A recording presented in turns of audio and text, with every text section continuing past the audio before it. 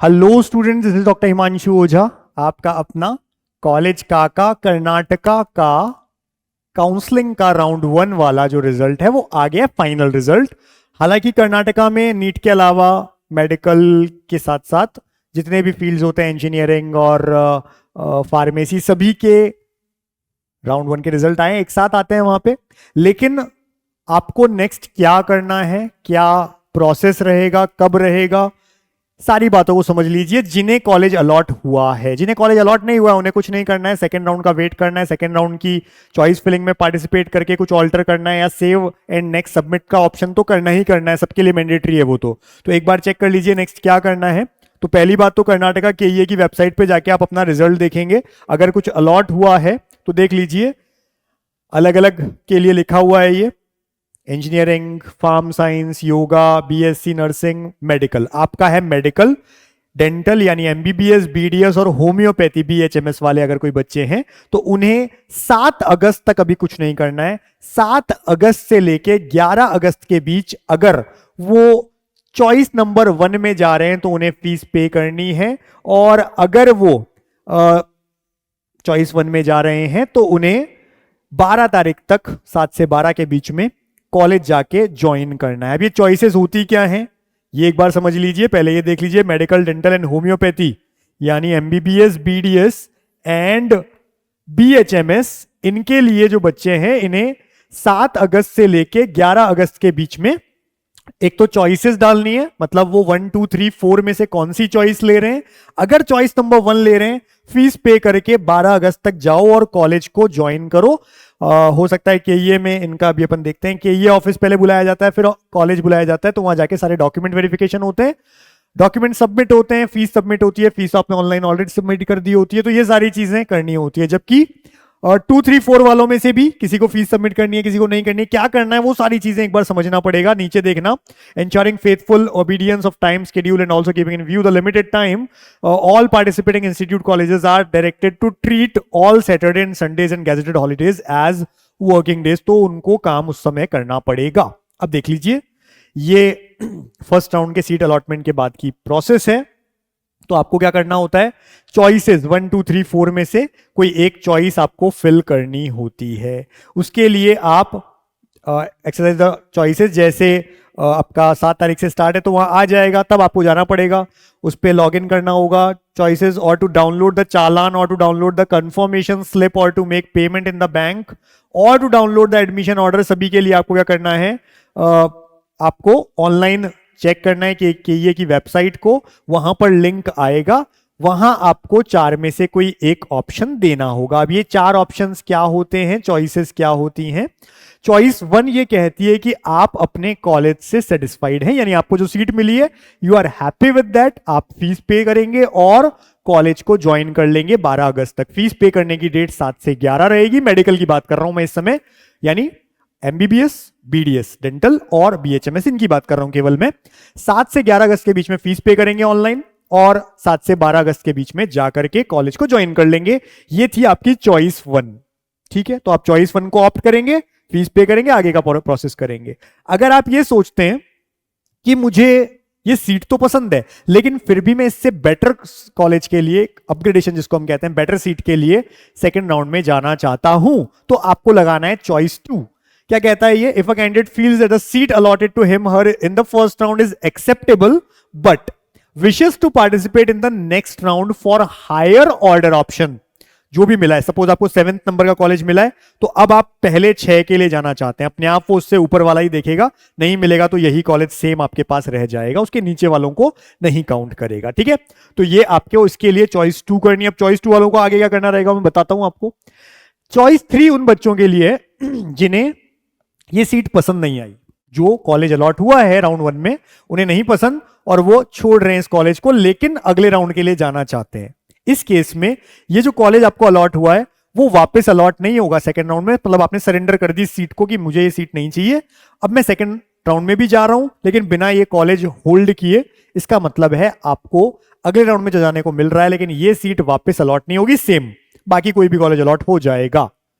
If a candidate is not satisfied with the allotted seat in the first round and also not interested to participate in any round as the sorry 3 ये रहा. If a candidate is not satisfied with the allotted seat in the first round but wishes to participate in the next round for better option by surrendering the allotted seat, surrendering कर दिया आपने seat की, then exercise choice 3.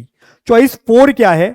अगर किसी बच्चे को ये जो कॉलेज अलॉट हुआ है वो भी नहीं पसंद, साथ ही साथ उसे आगे किसी राउंड में पार्टिसिपेट नहीं करना है, चॉइस 4 पे जाओ. मतलब हो सकता है एमसीसी राउंड 1 में आपको एक बेटर कॉलेज मिल गया, अब आपको ये नहीं चाहिए ना ही आगे के किसी राउंड में पार्टिसिपेट करना है कर्नाटका में, तो आप चॉइस 4 लगाकर बाहर हो जाएंगे काउंसलिंग से, यानी कर्नाटका की काउंसलिंग से बाहर हो जाएंगे.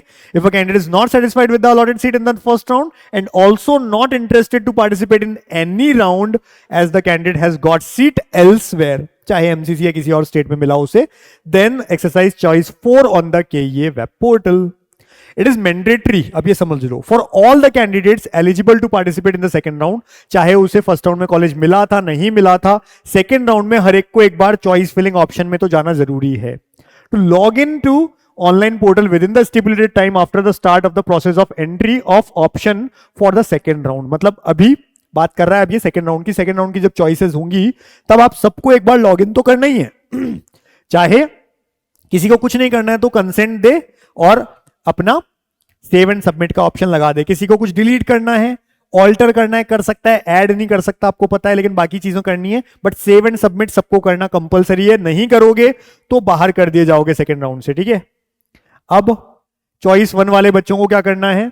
I am 100% satisfied with the seat, तो उसको अपनी फीस देनी है.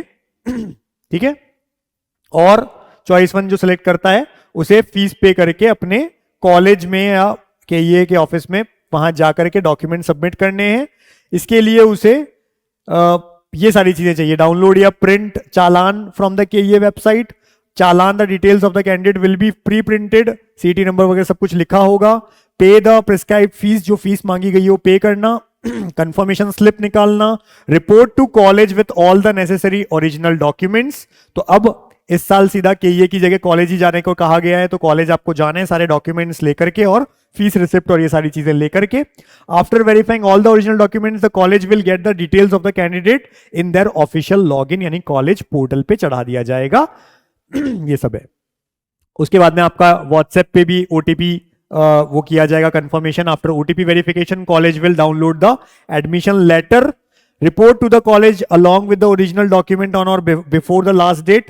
Then the candidate has to sign in the admission order, collect the candidate copy और साथ ले आओ. After these steps the candidate admission process is completed. तो इस सारे ऑप्शन करने हैं आपको. ये चॉइस 1 वालों के लिए. चॉइस 2 में अगर किसी को चॉइस 2 में जाना है तो अलग अलग, इंजीनियरिंग के लिए अलग लिखा है, नीट वालों के लिए अलग लिखा है. तो एक बार नीट वाला अपने को पढ़ना है. Candidate who has been allotted UG NEET seat in medical, dental या AYUSH should pay the prescribed fees for the seat allotted in first round. Engineering वालों को और बाकियों को फीस पे करने की जरूरत नहीं होती है चॉइस 2 में, लेकिन एमबीबीएस, बीडीएस और आयुष वालों को फीस पे करने की जरूरत पड़ती है अगर आप राउंड 2 में जाना चाहते हो, यानी आपने चॉइस 2 लिए, बेटर कॉलेज के लिए जाना चाहते हो तो भी फीस पे करनी पड़ेगी आपको. ठीक है, तो candidate who has been allotted seat under UG CET, ये सेट वाले हैं दूसरे, इनको फीस पे करने की जरूरत नहीं होती है, बट यूजी नीट वालों को करनी होती है, यानी आप लोगों को करनी है. तो देख लीजिए. और बाकी का ऑप्शन बस सेकंड जिसने चॉइस ली है उसको जाना नहीं है फिजिकल डॉक्यूमेंट वेरिफिकेशन, केवल फीस पे करके बैठ जाना है, वेट करना है सेकंड राउंड का, बेटर कॉलेज मिल जाए तो वहां जाना पड़ेगा. और अगर कोई रिमेनिंग फीस हो, डिफरेंसेस हो दोनों कॉलेज की फीस में, तो वो पे करना है. अगर सेम ही फीस है तो कुछ नहीं करना, फीस पे आप कर चुके हो, आपको तो उस समय जो कॉलेज अलॉट होगा सेकंड राउंड वहां जाना है. ठीक है, एक्सप्लेनेशन क्या है? Choice 2 candidates are participating in the second round by holding the first round allotted seat. आपके पास फर्स्ट राउंड सीट भी है लेकिन आप सेकंड राउंड में बेटर कॉलेज के लिए जा रहे हो. In higher order option in the second round if higher option seats are allotted.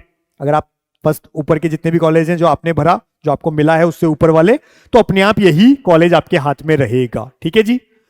There is no choice between the earlier allotted and newly allotted. आपके पास ऐसा नहीं होगा ऑप्शन कि अब मेरे को तो पुराने वाले में जाना है, मुझे नया अलॉट हो गया, वो नहीं चाहिए. अगर अलॉट होता है तो लेना पड़ेगा.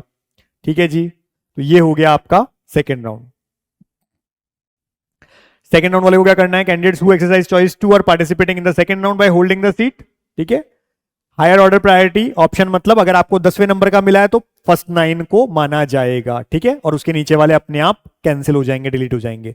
If any of the higher order option are not allotted, तो जो कॉलेज था वही बना रहेगा। कैंडिडेट्स कैन ऑल्टर, ऑप्शन जो राउंड 2 होगा उसमें ऑल्टर कर सकता है, डिलीट करता है, रीऑर्डर कर सकता है, मॉडिफाई कर सकता है, ऐड नहीं कर सकता, ये हमने पहले ही बता दिया था।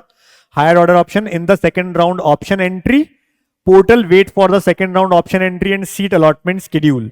If the candidate likes to participate with unallotted medical seat in the second round, then he/she has to pay the caution deposit. अब सेकेंड राउंड में caution deposit भी होता है, जैसे 1 लाख रुपए लास्ट ईयर लिए गए थे तो वो भी फीस पेमेंट के लिए कहा जाता है ठीक है ना, तो वो भी पे करना पड़ता है उस समय। लेकिन जब आप मेडिकल और इन सब में आते हो, caution deposit is not required to participate in dental and Ayush, BDS और BMS वालों को पे करने की जरूरत नहीं पड़ती है, ठीक है जी। चॉइस 3 अगर आपने कर दिया मतलब ये सीट तो अब आप नहीं ले रहे हो, अगले राउंड में भी ये सीट नहीं मिलेगी, बट बाकी के लिए आप एलिजिबल हैं। देख लीजिए एक बार क्या रहेगा। The candidate who exercise choice 3 need not to pay, fees कुछ भी पे नहीं करनी है आपको। फिर candidate who exercise choice 3 are not satisfied with the allotted seat, candidate who has exercise choice 3 are participating in the second round by rejecting the seat allotted in them, है ना। Only after logging to the option entry portal candidate is allowed to alter, modify, reorder, delete the already entered options। जो आपने round 1 में किए थे उनमें कोई भी चेंजेस आप कर सकते हो और सेव कर दो। If the candidate likes to participate with unallotted medical seat in the second round, then he/she has to pay the caution deposit। तो आपको जो 1 लाख है जो होगा वो आपको सेकेंड राउंड में पे करना पड़ेगा, ठीक है जी। चौथा तो है आई एम नॉट सेटिस्फाइड और आप सीधा बाहर जा रहे हो, मतलब आप कोई भी आगे पार्टिसिपेट नहीं कर रहे हो। तो ये है नेक्स्ट ऑप्शन, यानी अगर किसी को कॉलेज अलॉट हो गया है कर्नाटका में तो उसे क्या करना है उसका पूरा इंस्ट्रक्शन है, वेबसाइट पे अवेलेबल है। लेकिन अगर किसी को बच्चे को कॉलेज अलॉट ही नहीं हुआ है, कुछ नहीं हुआ है, तो उसे कुछ नहीं करना है, पर सेकेंड राउंड में उसे एक बार सेव एंड सबमिट जरूर करना है, चाहे वो ऑल्टर नहीं भी कर रहा है किसी को तो भी लॉग इन करके ये कंपल्सरी है करना। तो इन सबका ध्यान रखें। ये पूरा कर्नाटका के लिए वीडियो था आपका। चैनल आप सब्सक्राइब रखें, डिस्क्रिप्शन में टेलीग्राम का लिंक है उसे ज्वाइन रखें और हर दिन एक बार वीडियो देख लिया करें अपना डिस्क्रिप्शन में जो अपना टेलीग्राम का लिंक दिया है उसको, कि कहीं टेलीग्राम पे हमने कोई वीडियो तो नहीं अपलोड किया है, कहीं आप कुछ मिस तो नहीं कर रहे हैं, बस इसको आप चेक करा करें। बाकी टाइम टू टाइम हम आपको मिलते रहेंगे। Wish you all the best कि आपको एक अच्छा मेडिकल कॉलेज मिले। Thank you.